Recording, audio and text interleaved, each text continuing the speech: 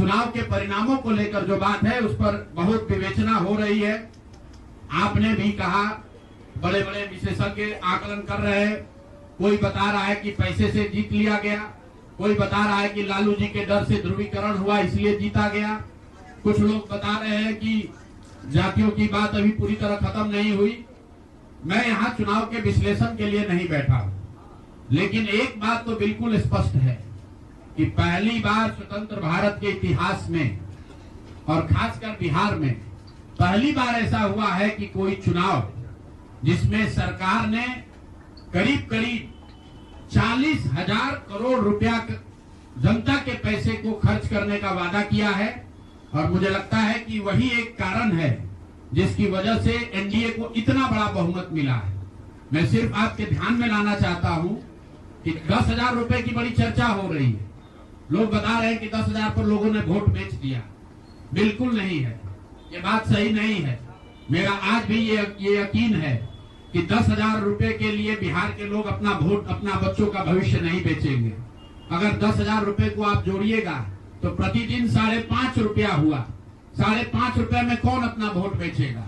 लोगों ने 10,000 रुपए के लिए सिर्फ वोट नहीं बेचा है। आपको देखने, जानने, समझने की जरूरत है। और इस पर ये बहस भी हो रहा है। सत्ता में जो लोग आए हैं वो कह रहे भैया हम तो सरकारी योजना चला रहे थे। जो विपक्ष में है वो कह रहा है हम योजना नहीं चला रहे थे, आप पैसा देके वोट खरीद रहे थे। इसका कोई अंत नहीं है, इस बहस का कोई अंत नहीं है। चुनाव आयोग पर लोग टीका टिप्पणी कर रहे हैं, वो चुनाव आयोग का विषय है। बिहार के बेटा होने के नाते, बिहार के नागरिक होने के नाते मेरा बस एक ही प्रश्न है। हर विधानसभा क्षेत्र में 60 से 62,000 लोगों को कम से कम 10,000 रुपया सीधे तौर पर सरकार ने दिया है।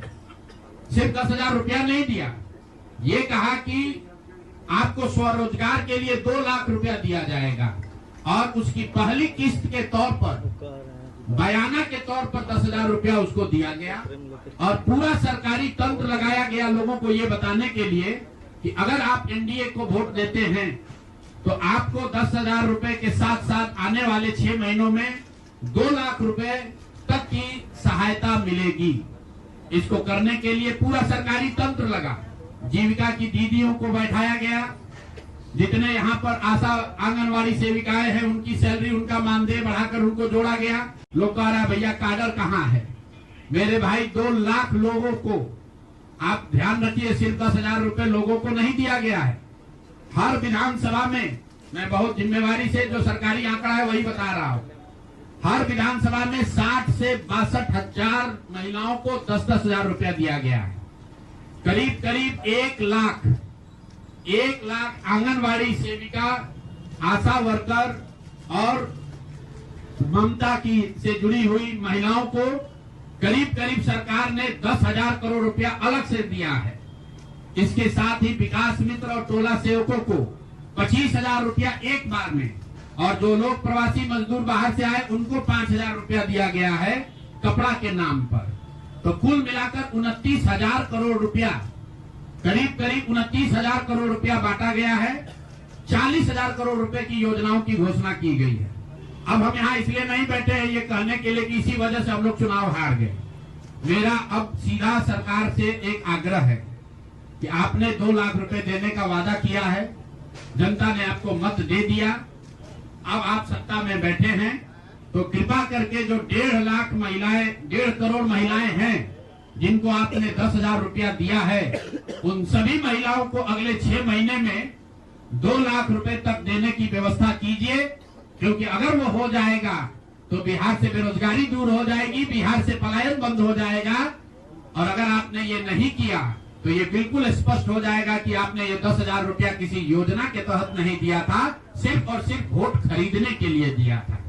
तो वोट खरीदने के लिए पैसा दिया गया है कि किसी योजना के तहत पैसा दिया गया है, सरकारी योजना के तहत, इसका प्रमाण इस बात पर है कि आने वाले 6 महीने में सरकार ने स्वरोजगार के नाम पर जो पैसा जारी किया है उस क्षेत्र में और पैसा और मदद जारी की जाती है या नहीं की जाती है। हम लोग एक भी विधायक न जीते कोई बात नहीं, जन सुराज, और कई लोगों का सवाल है नीतीश कुमार को 25 सीट आने की बात है, तो मैं आपके सामने घोषणा कर रहा हूं कि जो 25 सीट हमने बात कही थी उस पर बिल्कुल कायम है। अगर नीतीश कुमार ने, उनकी सरकार ने ये वोट खरीदा नहीं है, इनको 2-2 लाख रुपए दे दे, मैं बिल्कुल राजनीति से संन्यास ले लूंगा, उसमें कहीं कोई दिक्कत नहीं है।